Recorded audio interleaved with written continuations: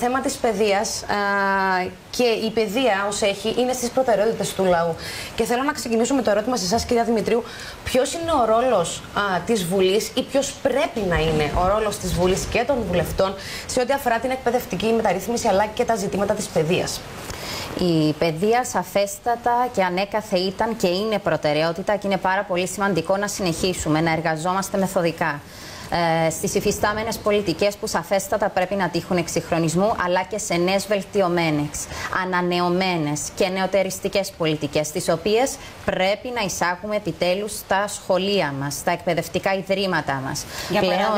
Για παράδειγμα, πλέον έχουμε να αντιμετωπίσουμε καινούργιες θεματικές της Ευρώπης. Θεματικές οι οποίες ουσιαστικά αυτή τη στιγμή απασχολούν και την ίδια την Κυπριακή Δημοκρατία. Οπότε, αυτές τις θεματικές οφείλουμε να έχουμε τους μαθητές μας και τους φοιτητές μας ενημερωμένους, καλλιεργώντας τους κριτική σκέψη, ούτως ώστε να μπορέσουν και στη συνέχεια να αντιμετωπίσουν όλες αυτές τις προκλήσεις, τις οποίες αυτή τη στιγμή βιώνουν και οι οποίες δεν συμπεριλαμβάνονται στα σχολικά εχειρίδια ή τέλος πάντων στο γενικότερα μπορούσε να εισηχθεί στα σχολεία το μάθημα Κυπριακό?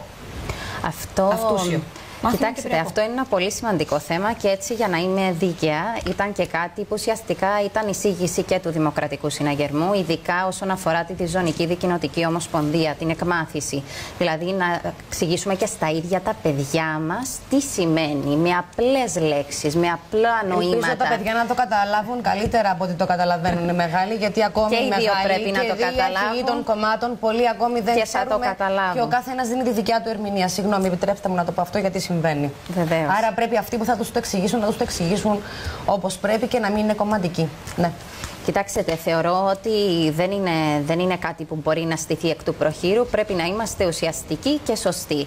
Από εκεί και έπειτα, αυτοί που θα πρέπει να εξηγήσουν στα παιδιά σε συνεργασία με τους εκπαιδευτικούς πάντοτε πρέπει να είναι άτομα τα οποία γνωρίζουν πολύ καλά αυτά που λένε, γνωρίζουν πολύ καλά το αντικείμενο, γιατί δεν χωρούν πειραματισμοί, όπως είπατε, κυρία Αγαπητού, και συμφωνώ. Από εκεί και έπειτα, βεβαίως και είναι πάρα πολύ σημαντικό τα παιδιά μας να μετέχουν σε αυτή τη διαδικασία και το πιο σημαντικό είναι να είναι πανέτοιμα να αντιμετωπίσουν έτσι τη λύση του κυπριακού προβλήματος, που όλοι φιλοδοξούμε και όλοι συμφωνούμε ότι θέλουμε επιτέλους να έχουμε λύση. Άρα αυτό που λέμε και αυτό που είναι ουσιαστικά σωστό είναι να είμαστε πανέτοιμοι να αντιμετωπίσουμε την εφαρμογή της λύσης. Αυτό όμως με ποιο τρόπο θα επιτευχθεί? Αυτό θα γίνει με το ουσιαστικά να μπει από πριν στα σχολεία, όχι μόνο η εκμάθηση TST, η Ζωνική Δικοινοτική Ομοσπονδία, γενικότερα το κυπριακό πρόβλημα και η εισαγωγή, αν θέλετε, του νοήματος της αλλαγής της ίδιας της νοοτροπίας και ως προς την αντιμετώπιση των Τουρκοκυπρίων. Γιατί κακά τα ψέματα έχουμε μια νοοτροπία η οποία ίσως να είναι κάπως ανέτοιμη, έτσι, να δεχτεί την πλήρης εναρμόνιση, την πλήρης, αν θέλετε, επανένωση του κάθε πολίτη. Να αφήσουμε τα σχολεία, κυρία Δημητρίου, μακριά από τα κόμματα, από το ΔΥΣΥ, από το ΑΚΕΛ, από την ΕΔΕΚ, από το ΔΙΟΚ, από τη Συμμαχία, από την Αλληλεγγύη, από τους οικολόγους, από όλα τα κόμματα. Μπορούμε να φύγουμε από αυτά τα στεγανά και ο κάθε ένας, ο οποίος είναι καλουπωμένος εκείνη που είναι, να φύγει και να έχει ελεύθερη σκέψη, έτσι ώστε να δώσει ελεύθερη σκέψη?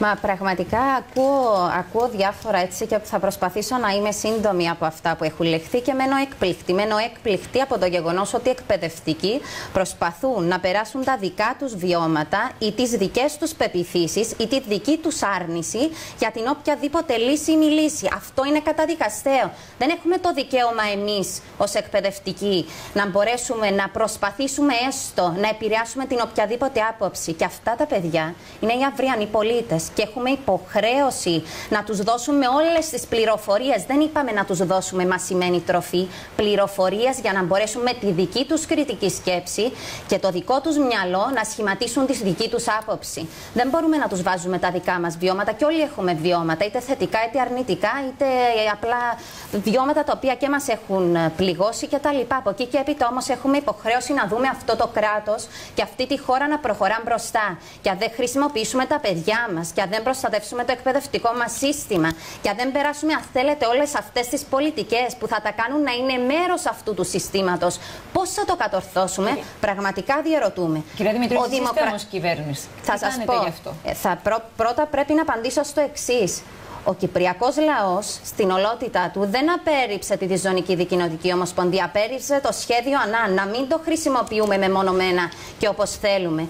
Έτσι, τώρα αυτή τη στιγμή σαφέστατα δεν έχουμε ένα σχέδιο μπροστά μας. Θέλουμε, υπάρχει κανείς όμως που αμφισβητεί ότι πρέπει να εργαστούμε όλοι μεθοδικά για τη λύση? Υπάρχει κανείς που δεν θέλει επιτέλους να υπάρξει ειρήνη, ασφάλεια και σταθερότητα σε αυτόν τον τόπο? Υπάρχει κανείς που αρνείται ότι αυτή τη στιγμή υπάρχουν κάποιες χρονικές συγκυρίες οι οποίες επωφελούν τη χώρα μας και πρέπει να δουλέψουμε ουσιαστικά για να μπορέσουμε να φέρουμε επιτέλους, να διώξουμε τα τουρκικά στρατεύματα, να υπάρξει ελευθερία, να υπάρξουν τα ανθρώπινα δικαιώματα, η υιοθέτηση του ευρωπαϊκού κεκτημένου επιτέλους σε αυτή τη χώρα? Γιατί υπάρχει παρελθοντολογία, γιατί υπάρχει αυτή όλη η στροφή προς τα πίσω? Αυτό πρέπει να σταματήσει. Και θεωρώ ότι είναι ευθύνη μας να επενδύσουμε στα παιδιά μας. Είμαστε στον τομέα της εκπαίδευσης για χρόνια και σας λέω πραγματικά ότι το θεωρώ ανεπίτρεπτο και το πιστεύω φοιτητές και μαθητές να μην γνωρίζουν βασικά στοιχειώδη πράγματα. Όσον αφορά τη Διζωνική Δικοινοτική Ομοσπονδία, είναι το πλαίσιο διαπραγμάτευσης της Κυπριακής Δημοκρατίας από το 1977. Αυτή τη στιγμή κανένας πρόεδρος, μηδενός εξαιρουμένου, δεν έχει τολμήσει ποτέ να παρεκκλίνει από αυτή τη γραμμή. Αν έχουμε την οποιαδήποτε ελπίδα επίλυσης του Κυπριακού, αυτή είναι η βάση διαπραγμάτευσης και ας το αποδεχτούμε. Αν υπάρχει οποιαδήποτε άλλη μορφή λύσης που μπορεί, και ολοκληρώνω με αυτό, να κατατεθεί και όχι απλά να λέμε ότι θα πάρουμε πίσω την πόλη κτλ. Ούτε να τάσουμε, ούτε να υποσχόμαστε ανέφικτα πράγματα, να είμαστε ρεαλιστές.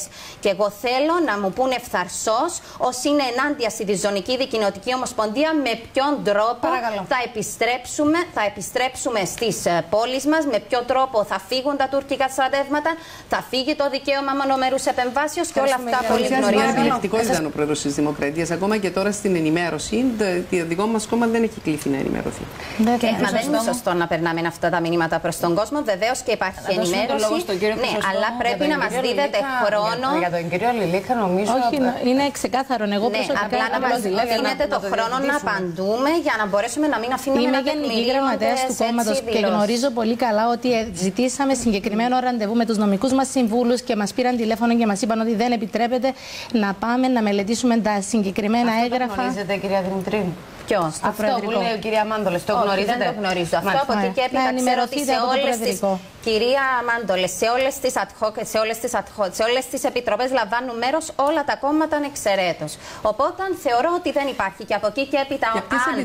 Αν από το. Να σας απαντήσω.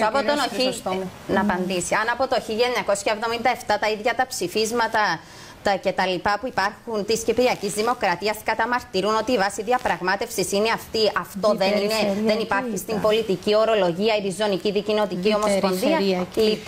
Λυπούμε, αλλά πραγματικά δεν θα παραδώσουμε μαθήματα κυπριακού πολιτικού δικαίου ή πολιτικής επιστήμης. Υπάρχει βεβαίως αυτή η ορολογία και χρησιμοποιείται. 30 δευτερόλεπτα. Ωραία, 30 δευτερόλεπτα για την παιδεία. Για μένα και για όλους θεωρώ έτσι, εδώ όντας όλοι εκπαιδευτικοί στον τομέα της εκπαίδευσης τέλος πάντων, η παιδεία αποτελεί προτεραιότητα και πρέπει να επενδύσουμε και ουσιαστικά να βρούμε και αυτές τις πολιτικές που θα βοηθήσουν στον εξυγχρονισμό των σχολείων μας και των εκπαιδευτικών, αν θέλετε, ιδρυμάτων. Υπάρχουν πολλά πράγματα που πρέπει να κάνουμε. Πρέπει να δημιουργήσουμε ανοιχτά και να συνεχίσουμε τα σχολεία μας να είναι ανοιχτά στην κοινωνία, να χρησιμοποιήσουμε τις τεχνολογίες, να ανανεώσουμε τα εκπαιδευτικά συγγράμματα, να δουλέψουμε τέλος πάντων για όλα αυτά που πρέπει να γίνουν, που όλοι συμφωνούμε. Και το έχει πει προηγουμένως ο κύριος Χρυσοστόμου και συμφωνώ. Από εκεί και έπειτα πρέπει να σκύψουμε σε όλες αυτές τις πολιτικές για να μπορέσουν οι νέοι μας να είναι πανέτοιμοι να αντιμετωπίσουν το κάθε τι θα κληθούν από την κοινωνία να αντιμετωπίσουν.